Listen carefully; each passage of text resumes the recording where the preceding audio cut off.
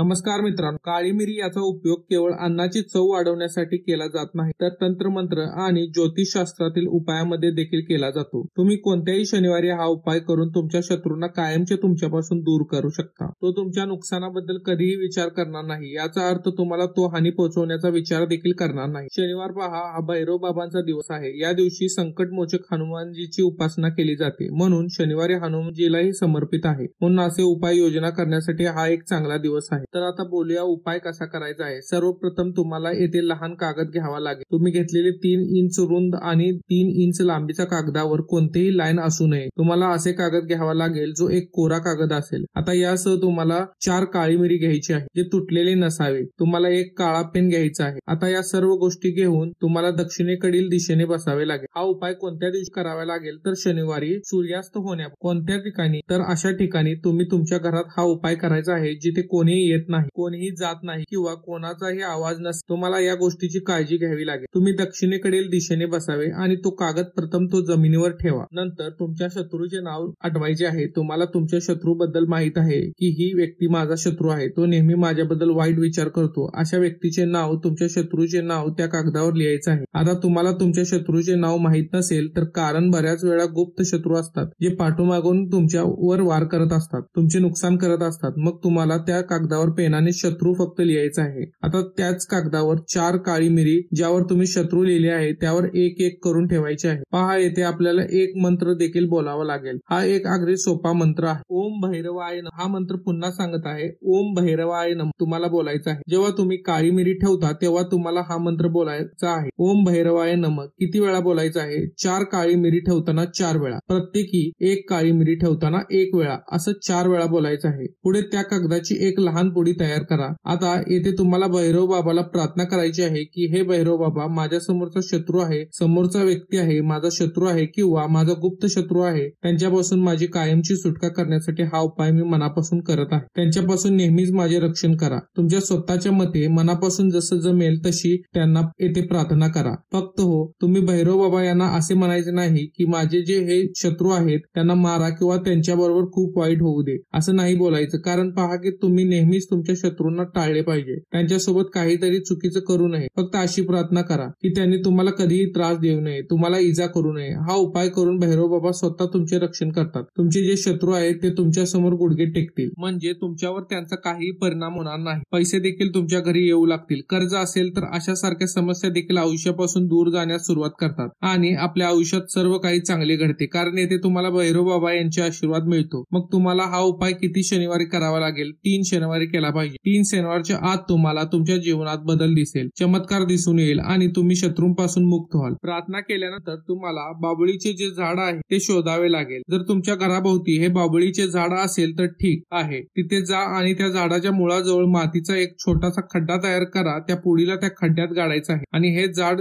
जर नसेल तुमच्या आजूबाजूला तर तुम्ही कोणत्याही झाडाखाली ते गाडा. तुम्ही शत्रूपासून कायमचे मुक्त व्हाल. बस हा महत्वाचा उपाय आहे. हे केल्यानंतर मागे वळून न पाहता तुमच्या घरी परत या. व्हिडिओ आवडल्यास एक लाईक, शेअर करा. असेच व्हिडिओ पाहण्यासाठी आमच्या पेजला नक्की फॉलो करा. धन्यवाद.